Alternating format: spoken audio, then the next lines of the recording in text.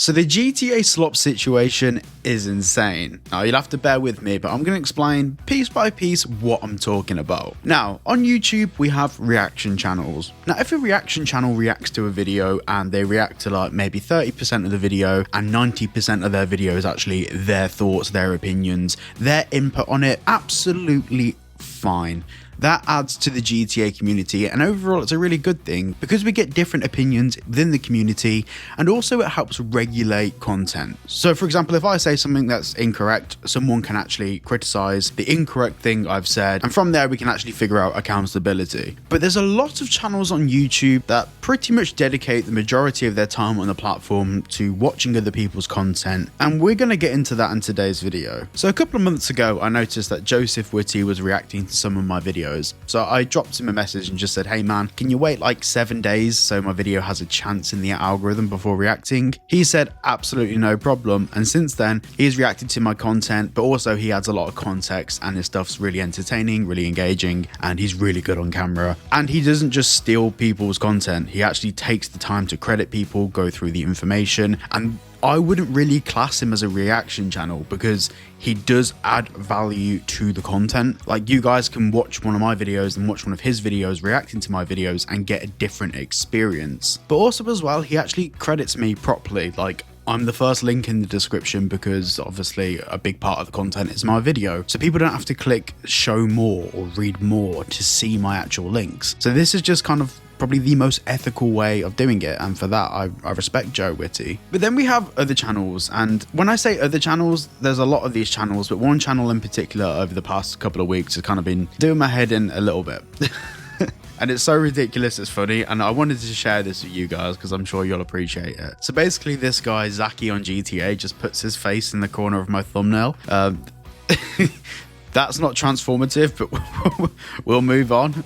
Hang on. That's Jetro's thumbnail. Hang on, that's Project Vice's thumbnail. Hang on, all of these are my thumbnails. So I saw it for a bit, and you know, at first he was only getting like 200 views on a video, and I wasn't really that bothered. But as he started getting more and more views by using my content and thumbnails and stuff, I dropped a little comment, and my comment reads as follows: hey man, I appreciate the link in the description and stuff. It'd be nice if you can give my original video 7 days or so to get in the algorithm themselves before reacting to them. I've seen some of your videos, you don't need to react to people's content and use their thumbnails, etc. You're well spoken, you have a good interest, and you could construct your own videos on the topics perfectly well. Now Zaki has actually made some videos himself which aren't reaction content, that are him talking about his thoughts and opinions, and they do okay. Like, they don't get bad views, they get more views than some of his reaction content. So I was trying to be, you know, amicable and give the best advice possible. Now I left that comment, and then sure enough, his next upload was a reaction content to a video of mine that only came out 6 or so hours before he posted his video. So the video that I posted yesterday,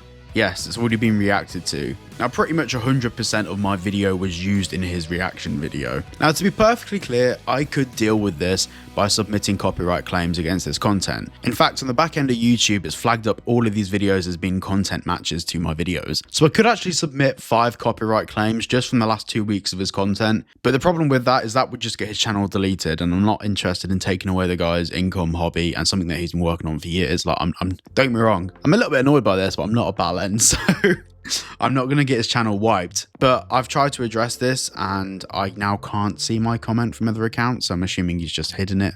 Don't know for sure. Looks like he has. And then of course his next upload was reacting to one of my videos. So it's very clear that by talking to this guy, I'm not going to address this. I think one of the things that bothers me in particular about this channel is I'll spend like 3 minutes talking about a topic, that whole segment would get played, and then Zach's reaction is just saying, yes, I agree with him. So I don't really feel like that's adding a lot to the content. I've seen this guy's original GTA content and he can do it perfectly fine. I'm not sure why he's not focusing on that. Now, before we actually get onto one of the biggest issues and actually talk about another channel as well, it's worth noting that reaction content doesn't help the original creator. In fact, there's so much data to back this up, and Dark Viper's covered this in the past. It doesn't help the original creator. No one's ever come from Zach's channel to my channel and commented that they came from his reaction video, especially when they can watch the whole entire video of mine on his channel without the brand deal, without me asking people to subscribe at the end of the videos, because all of that stuff's cropped off. So the only person that's actually benefiting from my work on the video there is him. Now this brings me on to the other thing, which is the cost associated with creating these videos. So for example, in a 15-minute video of his, he may only talk for 2 minutes, but the rest of the content's actually the original creator's content. So he's actually in a position where he can distribute ads on someone else's content, advertise on someone else's content, and monetize their work. Now, when making my videos, I have to pay for music licensing. In fact, some of my videos have my own original music in them, songs that I haven't released yet. Wait a minute, get it how you live it. 10 toes in when we standing on business, I'm a big step off. Which is why when sometimes people ask what a song is in a video, I don't say, because I'm working on a project in the background to actually release my own catalog of music. So not only are my videos getting stolen, my thumbnails are getting stolen, my music's getting stolen, but also it's no secret that I work with brands. I have brand deals in my videos. And when I post a video, then 6 hours later, Zaki on GTA is reacting to my video, cutting out the brand deal, which is, you know, advertising revenue on YouTube will not pay my bills. Like, it just won't. So I have to take brand deals, and I try to work with brands that I actually like. That's why I've worked with some weird brands. I've worked with Costway. They make like office furniture and stuff because they're like different in niche and weird brands, but they really fit into me building my office space out. So having like sections cut out of my videos, which are, I'd say, account for 90% of my income, so someone can actually react to the video. Surely when that person's cropping out my brand deal to upload their reaction video, they know that's wrong. Surely they must be able to go, hang on a second here, I'm taking food from someone's plate. Now, I know that reaction channels are always going to exist on YouTube. It is what it is. We live and we learn and we move on. But my issue is I post a video and then within a couple of hours, the reaction videos start going up about my content. I have no chance to survive in the algorithm because it usually takes the algorithm about, I'd say 12 to 24 hours to figure out everything about my content. So it figures out what my engagement rate is, whether my thumbnail's good, whether my title's good. And at the same time, if another thumbnail and another piece of content's going up into circulation with my videos, I've noticed it on many of my videos where they'll just flatline when someone reacts to my video. And it's not because the other person's video is necessarily receiving more views. It's because the algorithm isn't seeing my video as an original piece of content anymore. Now this brings me on to another channel, and this is a channel I've had some spats with in the past, GTA 6 Highlights. Now initially I had absolutely zero issues with this channel. I noticed that on one of my videos they called me out and called me a clickbait channel and whatever, which I did find very interesting considering that if you look at some of the stuff this channel does, there is no comparison. There's a live stream going which is counting down to GTA 6's release date, which of course none of us actually know down to the letter. We have theories, but that's the best that we can get. And for the record, this isn't official, despite them claiming it to be. Then there was a bit of a period where they apologized for their behavior towards me. And then sure enough, like a week or so later, I started noticing that their thumbnails were suspiciously familiar. Now, don't get me wrong, I don't own the GTA 6 logo. I'm not claiming to, obviously. But when they're using an almost identical font, which they weren't using before, when they start using the same underline as me in their videos, which they weren't using before, then they start using the same white drop shadow, and then they start using the same black drop shadow around the lettering. This is what we call in law passing off. They're trying to make their videos look like my videos in the hope that my audience will see their videos in the algorithm and click on it believing it's one of mine. Because that's the biggest thing with thumbnails, and you may not notice this, but if you scroll through your homepage and you cover up the channels, you may be able to tell for a lot of the channels where you see their thumbnails which channel it is just based on their font, imaging and branding alone. That's why I have my color schemes. That's why I have my fonts. So I went backwards and forwards for this channel for a bit, and they actually messaged me on Twitter, and then they tried to pass off the excuse that they'd never copied me, despite my videos coming out first and my thumbnails being almost identical. And then after they publicly stated in the comments of their videos that they never copied me and that I'm delusional and all of this, they then over messages privately where their audience couldn't see it, acknowledged the fact that the vidIQ recommendation tool for thumbnails had used one of my thumbnails as an example, and they did indeed copy it, but they denied copying any of the other elements. So publicly facing, I'm a dickhead, but privately, ooh, maybe I did copy your stuff. And this is a really common thing with a lot of these channels. They will publicly humiliate you even after they've done something wrong, and then in private admit, yeah, they did it. And I just don't understand that. Like, I even said in my messages to him, there's nothing wrong with just coming out and saying it and at least giving credit at the very minimum. I'd rather he didn't do it. But if he's going to do it, come on, at least say where you got it from. Now, I feel like this issue stems from when I called them an AI channel, because all of their voiceover is AI. That's why there's different voices in every video. And that's where a lot of the issues stemmed from. I feel like they didn't like the fact that I said that they had an AI voiceover. To be clear, they started calling me a clickbait channel. I defended myself and said something very truthful. And from there, the issues evolved, and you can probably see how that went. Now, there's also been channels, and I've had 2 of these channels removed now over the past couple of months, that have literally had 24/7 live streams just plugged into all my videos. So all they're doing is restreaming my videos 24/7 around the clock. But they've actually gone to the effort to cut out brand deals from my videos. So they're using a YouTube premium account where they don't get ads. Then on top of that, they're cutting out the brand deals, putting it into one source file and playing that through a live stream around the clock. Now, just to be clear, all of my videos together on my channel combined is probably close to, I'd say, the best part of a terabyte of footage, I'd say, maybe, give or take. So these people have had to go to extreme lengths to download my entire back catalogue of content, cut out every brand deal from every video. Like, they must have spent hundreds of hours cutting out that sort of stuff, because they'd have to watch all of my videos to do that and then restream it. And I noticed that one of these streams had about 5,000 views on it after the first 24 hours, which is 5,000 views, which, you know, if you translate 5,000 views for each and every one of my videos, that's thousands and thousands of dollars that have been taken from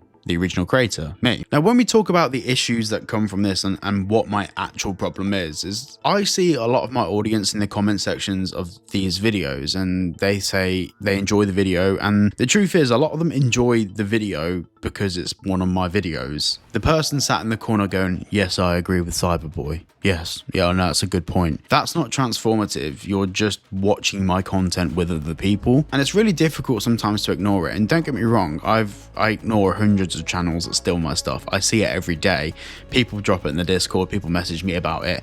It comes up. For example, this whole GTA 6 highlights thing that came up in the Discord. And overall, people do have an issue with this, and it's not just me. You know, people are very vocal about clearly seeing that someone's content is being stolen. But this issue has existed on YouTube for years, and I feel like it's gradually getting worse in the GTA community. For example, there's whole channels out there that will do full playthroughs to GTA 5 or other games, and all they're doing is downloading someone else's playthrough, live streaming it, and adding on text-to-speech commands over the top with an AI voice. And there's hundreds of people at any given time watching this and engaging with it. When they're not talking to a person, they're talking to someone doing text-to-speech or pre-programmed commands into live streams. And because the audience tends to be younger and children, I do start to think about what ramifications this has to the actual state of content on YouTube and the fact that it's going out to children. Like, these children are watching a piece of content that to the person watching, they're getting the same value as anyone else would watching the original piece of content. The actual channels that are re-uploading and stealing this original content are taking money from the original creators that actually put in the time and effort to make the videos. If your reaction video is 10 minutes long and only like a minute or so of that is you talking, the actual time it takes you to make that video, like a 10-minute video for me would probably take me a couple of hours to put together, maybe more if I've got to write a script. It depends on the sort of video, but for example, on one of these videos, it took me like nearly 3 days to put this together, and for someone to react to it and upload their reaction, that wouldn't have taken more than an hour. The audience don't really care, and I wouldn't really expect them to care. They're still seeing the content, and as far as they're concerned, they're not stealing anything from anyone, so it's fine. And I get that. It's just these kind of shitty creators that can get away with it. Now, don't get me wrong, people like Zach on GTA 6, I was kind of hoping that my comment would maybe inspire him a little bit to make his own content. Clearly that didn't work. And for people stealing my thumbnails and stuff, well, they are still adamant that I stole their thumbnail, despite that accusation alone would require me to be a time traveler. And I don't want to break it to you guys. I'm gonna have to be very gentle about how I do this. I can't time travel. I know, please don't unsubscribe. But yeah, my advice to you guys watching this video is, if you see a video that is a reaction video, someone sat in the corner reacting, don't watch it.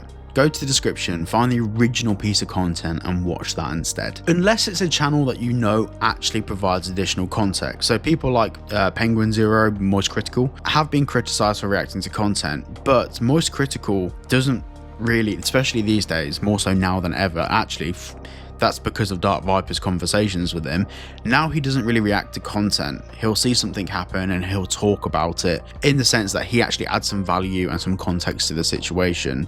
Yes, he's relying with the title or maybe the thumbnail, he's relying on a little bit of traction, but nothing is directly stolen. So yeah, I'm hoping a lot of these reaction channels can do better, because I know they can do better. I'm not special. I don't have this magical gift to make videos. I have the same ability as a lot of these reaction channels. It just takes a bit longer and a bit more work to actually put in the time to do your own research and to write your own scripts and record a full entire video. You know, an 8-minute video might be 20 odd minutes of recording, because everything like breaths are cut out to make the video shorter and compact. For example, I sometimes get flack when I upload an 8-minute video, which, by the way, if you go through my channel, it's less than 1% of the videos I've made that are exactly like 8 minutes and a couple of seconds, but we'll ignore that. But those videos are actually more like 18 minutes when I'm recording them. I just cut them down to as short as I can, like cutting out breaths, cutting out little gaps in the audio, just to get it as short as I can so I'm not wasting too many time, but to the length where I can actually still monetize it. So yeah, I'm very keen to hear what you guys think about this down below. I'm really interested to see how this GTA reaction community evolves, especially coming up to the release of GTA 6 and beyond. That's going to be weird. But yeah, thanks so much for watching, and I'll see you all in the next one.